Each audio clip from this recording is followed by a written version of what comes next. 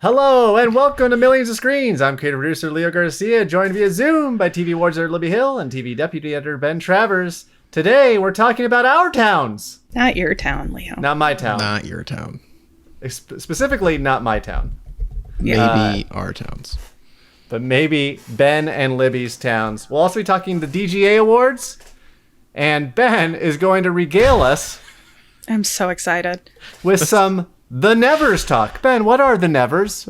First of what all, does The Nevers mean? Only Bill Desowitz, IndieWire's contributor, knows the answer to that question. No one else does. It's definitely not mentioned in the show. Second of all, this was not the plan for The Nevers. I really thought that everyone would have watched this show and we'd be able to have a conversation about it.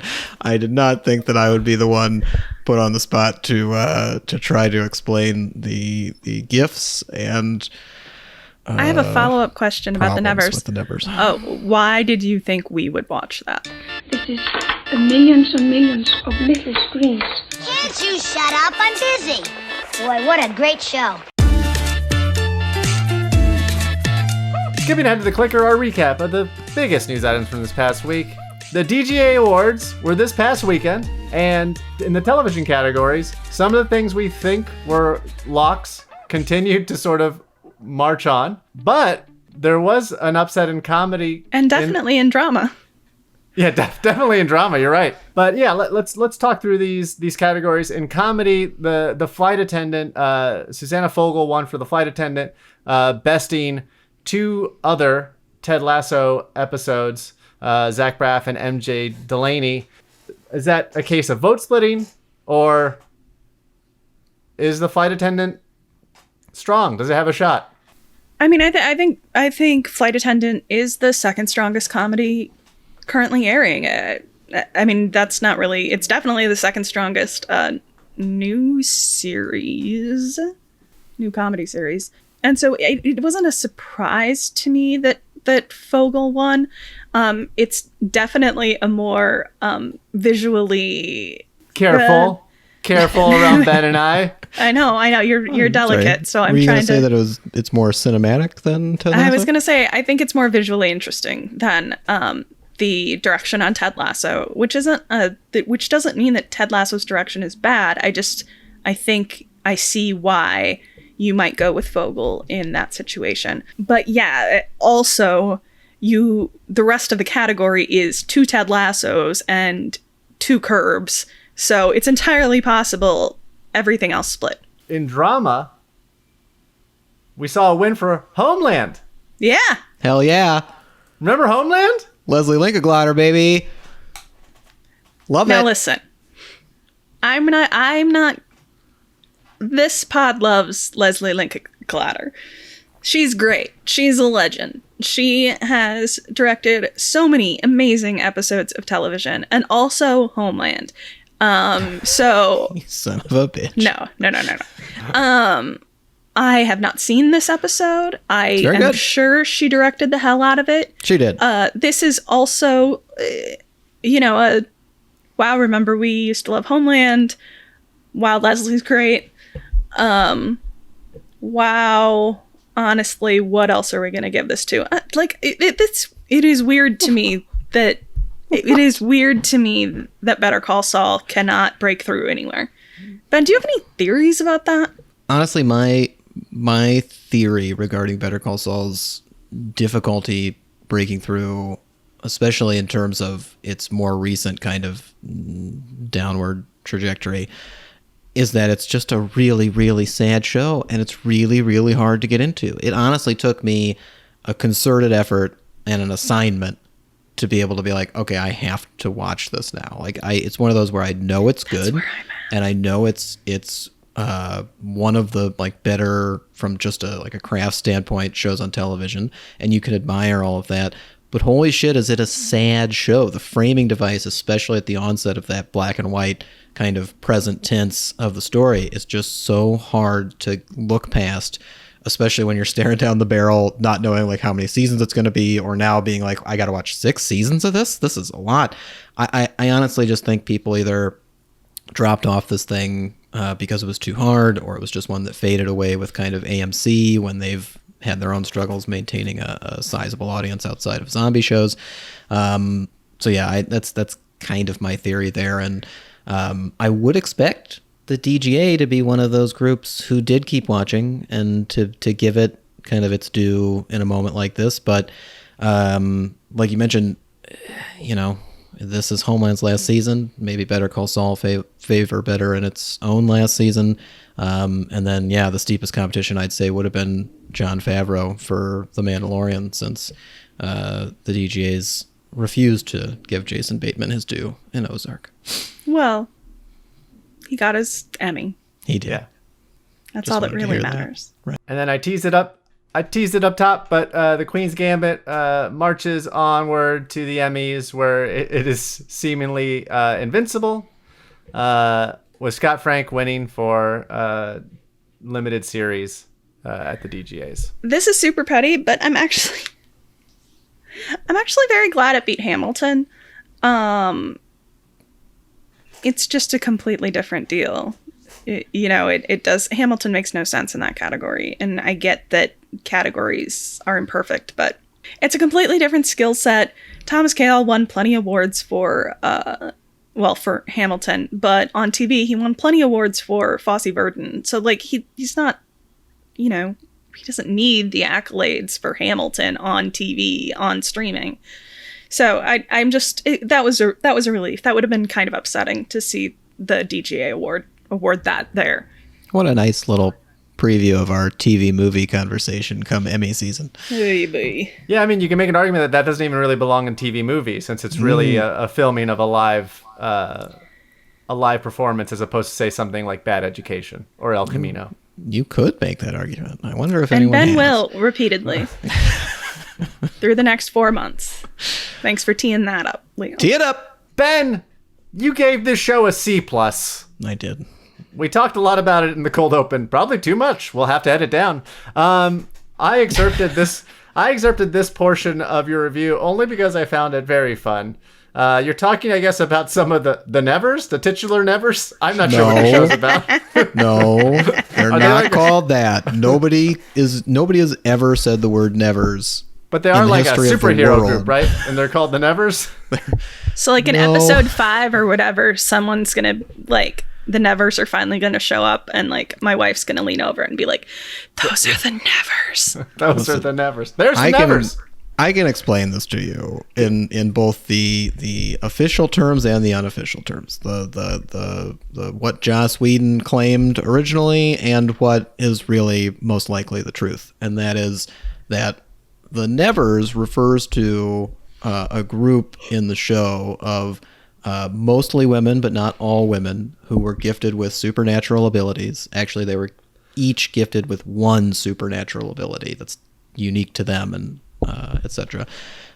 They're not really a group of anything. It's not like the X-Men, though there is an orphanage that serves as kind of a safe space where they kind of gather everybody together, because as is implied by the title, The Nevers, these people are considered outliers of society, people who should have never existed, and thus are looked down upon, and they have to fight for their rights, and it becomes a metaphor for very obvious things. But then they take that moniker on, even though it's a scarlet letter. They're like, you know what? Maybe we will be the Nevers. We're the Nevers. And then they wear uniforms that all say the Nevers on them. So Kristen would excoriate that show. You should make her watch it. This is the thing that would happen if they were called the Nevers in the show, but they are not called the Nevers in the show. They are called The Touched. And you know that they're not going to name a show The Touched, so I think they had to come up with an alternative title, probably after Joss Whedon had already settled on calling them The Touched in the script or in the pilot or something else unfilmable. I don't know. But yeah, they never use the word. They prefer touched, and their powers are not powers. Their powers are a turn. They have a turn. They each have their own turn. A character named Penance is a master of electricity who can use her vision to invent groundbreaking gadgets. Another woman can speak a hodgepodge of non-English languages, but she can't say anything in English. I presume that's a language that all the rest of the Nevers speak. Everyone else speaks English, yes. Amalia can see the future, and another woman is just tall? How tall? How tall is she? I honestly think she's like 15 feet tall because That's very tall. That's a giant person. She It's is like upsettingly tall. I almost referred to her as a giant instead of a tall person, but I don't know if there's like a technical height requirement or other To become a features giant? required to be referred to as a giant. I don't know. So I just called her tall because that's really all she is. She's just tall. Oh, sure. think You went and looked up the population hierarchy, the like municipality hierarchy That's to true. I did figure do that. out what your town was actually called, which I did too, and have done before. But you couldn't go and figure out what the official height designation for a giant is. Yeah, That's I where don't- I'm looking. I don't want to. I don't want to It's yell just at a you. better joke if I say tall. Yeah, I don't want to No, yell at you, definitely. Ben. But I I would. do. The distinction is she taller than the tallest woman on record? Who's If the she's tallest woman on record? Probably shorter than Ladies. 15 feet. Ladies. What? To be formally diagnosed with gigantism, a person generally must be over 7 feet tall. Oh man, She's a giant. She's a she's giant. a giant. She's a giant. Well, Ben, you gave this a C plus, a lady and I giant. assume most of that C plus is because they never say the nevers on the show. But what else can you tell us about the show to try to get people who might be interested after all of our talk in still watching? And why haven't I watched this? This show should be for me, right? No, I mean, Leo, I I love feel like you superhero have, stories. Again, they're not superheroes. They are Okay. the touched, and they have turns. But yes, I do feel like the world building aspects, as well as the I don't want to call it intense action. There is a decent amount of violence in this show for a period not superhero story. Hey, the Victorian age was as violent as any other. Ladies just punching ladies in the face a whole heck of a lot. But no, I honestly thought that you guys would have watched this if only out of sheer curiosity, because this is a show that the descriptions of the word of mouth, if you will, have been kind of all over the board. There's been some ardent supporters of this who think it's actually working much better than I argue it is. There's been quite a bit of discussion in the build up to it about, how it's going to function without its creator now that Joss Whedon has left the project and is a bad man TM, or at least working his way toward it. So there's just a lot of kind of issues swirling around the nevers that as TV fans, as TV people, I thought would kind of lure you in. As to the audience that actually did watch, whether or not they'll keep watching, I have no idea. I think the pilot is somewhat sound. It certainly throws a whole heck of a lot at you. Like the brief descriptions that I've provided on this podcast are but a drop in the bucket to the wild decision making that goes into setting up this story. I think because of how many things it throws at you, it is oddly watchable. This was a show that I talked about a lot with our Corgi Corner correspondent, Ann Donahue, who also watched all 4 episodes provided to critics ahead of time. And we both came to the reluctant realization at the end that we would watch the last 2. There's going to be 6 episodes of the first half of the season that are aired sequentially each week for the next 6 weeks, and then they're going to take a break and air the second half of the season at a later date yet to be announced. And I will watch the last 2 because I am curious where the hell this thing is going and what the heck they want to do with it. But it is very much a show based in curiosity at this point rather than they're executing this perfectly. And one of the most frustrating things about it is you can see little moments where like all of these elements that typically one show rests its hat on, like it's a superhero show, it's a Victorian era show, it's a story about women empowerment, it's a story about classism and the evils of society and how they persist throughout the rest of time. There's moments where all of that comes together really, really well, and you're just like, oh wow, that scene, they hit it. Okay, they're figuring it out. We're going to gain some momentum. They've worked out the kinks. Like we're going to move forward.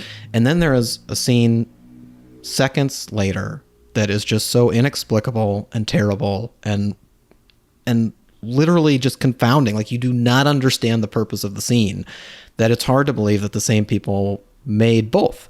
And right now, I think that's where we're at with the Nevers. I implore you both to watch so that we can have more detailed discussions about these. I will give it a shot. And touched.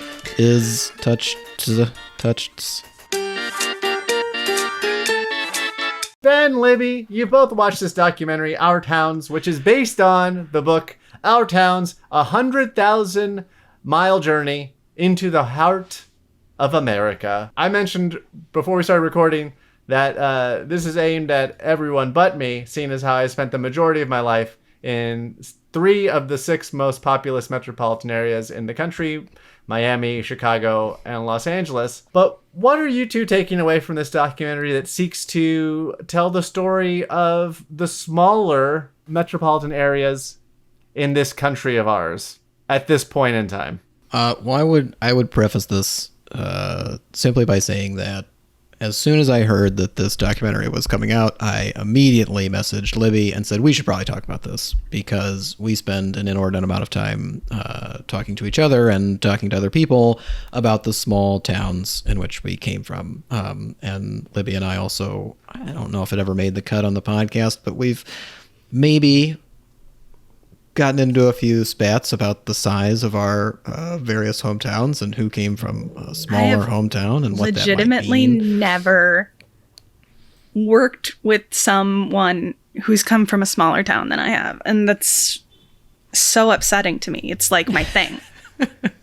Now Ben has taken my thing, and thus that is why we give a shit about this documentary in the first place, because anytime I feel anyway that anytime somebody wants to make a statement about small towns in America, one, they need to kind of prove that they've done the work to justify that statement by either, being born there, spending a lot of time there, doing the on the ground research to live there, and then, have something to say about it that's worth discussing. And I feel like the very general mission statement of this documentary isn't as deep as I'd wanted it to be when I'd first read that it was coming. It's certainly not as deep as from what I've come to expect of an HBO documentary.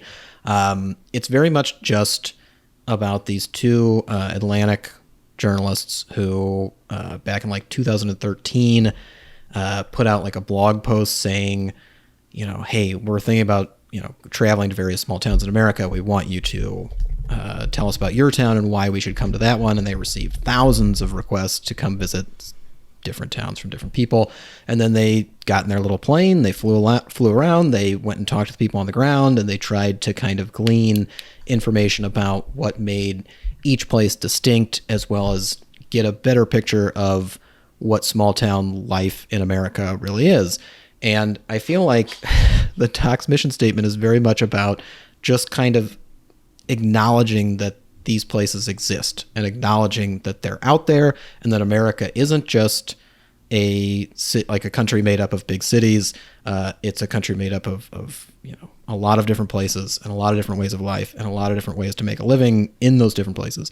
And that's something that I like. Like, that's something that I can work with. That's something where it's like, I do wish we spent more time discussing towns from a perspective, or at a time when there wasn't some sort of crisis there. Like, it would be better if we didn't know, like, the only thing we should know about Flint, Michigan isn't the water crisis. Like, it's important that we talked about that, but there's more to Flint than just that, and there's more to each of these small towns than, a random school shooting, which has plagued far too many towns in general, or another tragedy that befell them. So that part of it worked, but the rest of the doc doesn't go beyond that. And Libby, I know you were particularly frustrated by the end of it. I feel like I watched and got to the end of it and was kind of just like, okay, I don't know if that just wasn't what I expected or if there was something wrong with it. And in our discussion since, I think it's leaned more toward there is something wrong with this. Yes, there's something big and missing from this documentary that would have otherwise justified its existence. Well, let me... this was always going to be a flawed premise. It's wrong to suggest that this documentary is about small towns. They kind of want us to look at it that way. That's not the case whatsoever. And you know that because when the documentary begins, sorry, minor spoilers, the first area / town they go to is one of the filmmakers' hometown of Redlands, California, which is smack dab in the middle of San Bernardino and Riverside, and respectively San Bernardino County and Riverside County. The thing about that area is it's the 13th largest metropolitan area in the United States. I can accept that there are people, especially like back home where I'm from, who don't know what San Bernardino is. But that's the thing. They don't know what San Bernardino is. They don't have any opinions about San Bernardino. Which brings me to another point. Like, we have predetermined opinions about everything and everywhere. That's just what we do. Like, New Yorkers are mean and loud and, you know, they are grumpy, and Californians are up our own ass and really into hiking and just very stupid things. We have these preconceived notions of everywhere. So the idea of going into this and like trying to uncover these, I don't even know what you'd call them, hidden gems or underreported areas, just it feels like not the tightest premise in the world. This is only the first of my issues with this documentary. But because it feels like a flawed thing from the very beginning. The other side of that is they couldn't do something just on small towns because small towns are primarily white, and that's very boring. But the real, and Ben and I might disagree a little bit with this one, but the real place where this documentary lost me was about 2/3 of the way in. The filmmakers are like, we tried to avoid national politics. Now, I get it. They started filming in 2018.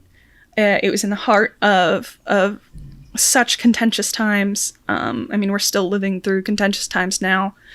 I can see why you would want to try and avoid that when you were telling a general story, or a specific general story about these places around the country.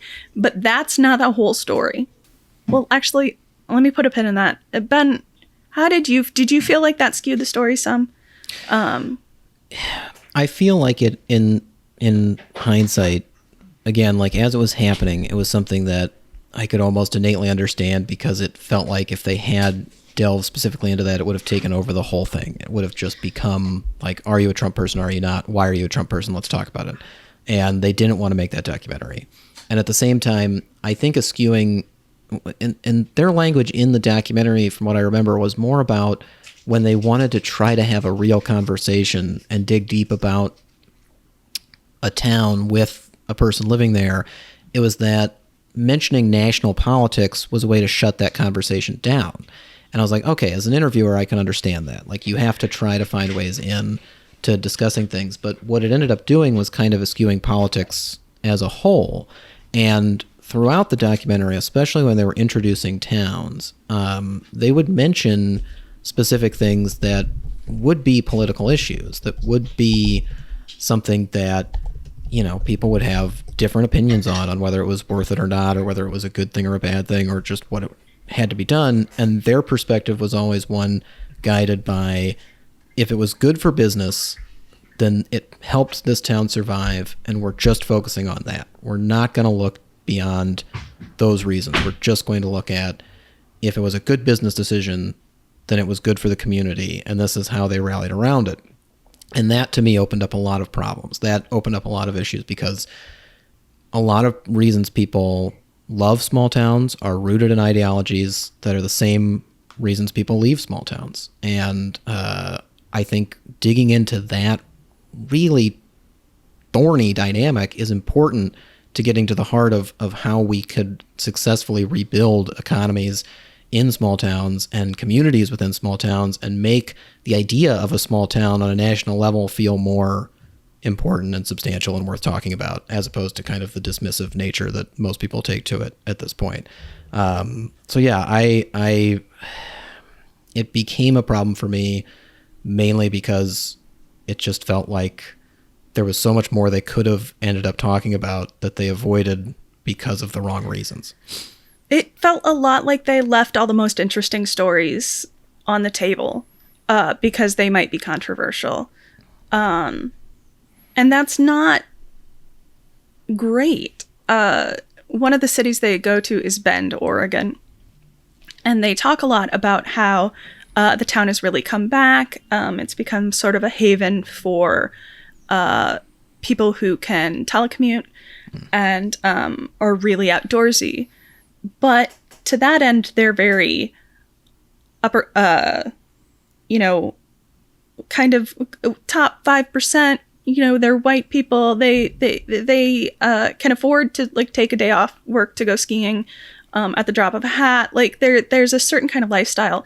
And later on in the Bend segment, they talk to this guy who has spent his entire life as a cattle rancher, who is slowly watching the land get bought up by businessmen who want to build complexes or apartment house or tract housing or whatever you're going to have. And they get into that a little bit, but they don't get into any of the ramifications of that. They don't get into any of the ramifications of like gentrification or the fact that, when you're talking about who is trying to revitalize these small towns, most of the time it becomes a pet project for, a really rich white person who has a lot of time on their hands. They're like, okay, let's build an arts center in this community of 1,300 people. I'm sure it'll be able to support it on its own, but really, that's not realistic. And with regards to that, with regards to, Ben talked about it, kind of glossing over the uglier parts of this. It's not a full story. Basically, it's a 105-minute infomercial about some nice places in the U.S. They're probably nice, but they're probably have terrible things too. It's just there's something about there is no such thing as national politics. Local politics are increasingly national politics. When they talked to someone from Sioux Falls, they were talking about how people in the state, you need to leave to know if you want to come back. And they're like, oh, most of the people that leave come back. And that's because the state doesn't raise you to exist outside of South Dakota. And also, once you leave South Dakota, oftentimes you look back and you find the state has set up barriers for you to come back. For me, South Dakota is leading the call with legislating the rights and livelihoods of transgender individuals. And that's not a national issue. That's a state issue. That's a state issue. That's a Kristi Noem issue who wants to take her politics national. And if that's the state politics, then that's the local politics. And if that's the local politics, then I want to talk to someone about why they think it's such a threat for transgender children to use the bathroom. It was just surface level. And those journalists didn't feel really interested in getting into the messy parts. They talked early on about how, people, when you interview them, the first time they'll tell you what you want to hear. And then when you grow a rapport with them, then they'll tell you what they really think. I feels like they excluded everything that people really thought, because the secrets people aren't telling you right away about their hometown are not the good things. They're not secreting away these amazing things about where they live. They're secreting the horrible things, the grocery cashier that walks away every time you try and ask him a question, or the fact that you've gotten pulled over for going over the speed limit. It's just because you're a person of color, it doesn't mesh. They are saying one thing and they are showing something else, and they're trying to tell me that what I'm seeing is what they're saying, and it doesn't add up. And it actually upsets me. Like, my glasses are heating up. Are fogging up. That's how upset I am. Well, I'd just say that the kind of missed opportunity of it all and the showier side of it as opposed to the truthful side of it are seemingly inherent in both the subjects that they focus on, in terms of like, they talk to the mayor of one of the small towns. They talk to a lot of, leaders of specific businesses that are doing well.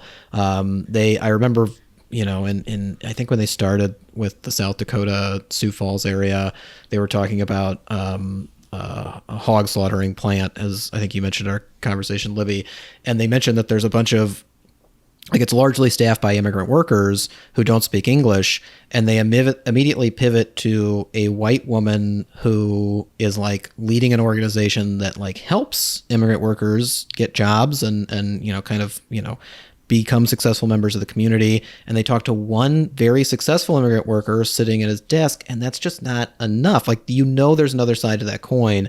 And the way that this is set up as a feature documentary, as opposed to a docuseries, it just feels like a flawed idea, because you've already got, they chose 6 places to visit. You've got 6 towns. Even spending an hour on each of those towns isn't going to be enough time to really cover everything that's going on there, and that has, either created the successful aspects or the unsuccessful aspects of however you want to define those elements. So like, you kind of knew, like, that's the hard thing for me to rationalize when I got to the end of the doc. It was just like, I guess I knew they weren't going to be able to do all the things I wanted them to do, and yet is it unreasonable for me to be asking that they do more than they did? And I don't think it's unreasonable. I just think that it's not the thing I wanted it to be at the same time, and that's frustrating. That's why I was shocked when I found out it was a documentary, not documentary series. I mean, oh yeah, me too. Guy Fieri doesn't do all the diners, drive-ins, and dives in the country at once. He does them city to city. That's why it's like, you assume with a name like Our Towns, where you're traveling town to town, that it is going to be a series where you're delving deep into various towns and what they're doing, and not that you have to spend each episode in a town. You could have things like cross-pollinate, like we found this issue in Bend, Oregon that mirrors a thing we found in South Dakota. But like, keep coming back to all these, even if you just pick 6, but keep coming back to these various things. Like, this is how this issue affects this town and this town simultaneously, and this is how this town is combating the X thing. Right. And the most they do that is like a transition from one city to the next. It's just like 6 chunks. Like, there's no cross-cutting. We don't refer back to what we've learned earlier. They could have aired them in any order. It's essentially just a travel log of these people going from place to place. It's a documentary version of like the Hotel Channel, where they're just, it's like nice backgrounds, and if it was muted, you wouldn't lose that much of it. Does look great. It's very beautiful. Yeah, it's very beautiful. I think the most unforgivable thing is that it's very dull. And I say that as someone who has lived 4 years in 2 of the 6 featured areas in this documentary. And I was very bored. As I mentioned in the discussion, I'm always trying to keep myself from reviewing shows in a way of like, this isn't the thing that I wanted it to be, so that makes it bad. I have to review the thing that's put in front of me. But there are still problems and questions and flaws that are evident in this, even though so much of my excitement was tied up in an imaginary world of what I wanted it to be. Right. I get it. I totally get it. Millions of Screens is a production of the Penske Media Corporation. IndieWire. Our theme music features excerpts of the classic YouTube video Bjork Talking About Her TV and Willy Wonka and the Chocolate Factory. Our editor-in-chief is Dana Harris-Brightson. Our publisher is James Israel, and our executive editor is Ann Donahue. Leo's favorite lived-in metropolitan areas include Miami, Fort Lauderdale, West Palm Beach, Chicago, Naperville, Elgin, and Los Angeles, Long Beach, Anaheim. IndieWire's Millions of Screens suggests Leo move to New York City, Newark, Jersey City. Jersey City. Naperville? My God, no. That's the way it's listed. I can't believe Gainesville wasn't even on there. Yeah, Gainesville did not make. I don't know how far down you have to go on the metropolitan area to get to Central Florida. Gainesville is smaller than many of the small towns featured in the documentary. Yep. So Gainesville is 154th on the list of metropolitan areas in the United States. Population 329,000. You can find us on Twitter at A Million Screens, at Midwest Spitfire, at Ben T. Travers, and at Leo Garcia. You can also find us on Apple Podcasts, Spotify, Google Play. So leave a review and let us know what you think. If it's good, we might read it on the air. This has been Libby and Leo reminding you as always that you shouldn't let poets lie to you.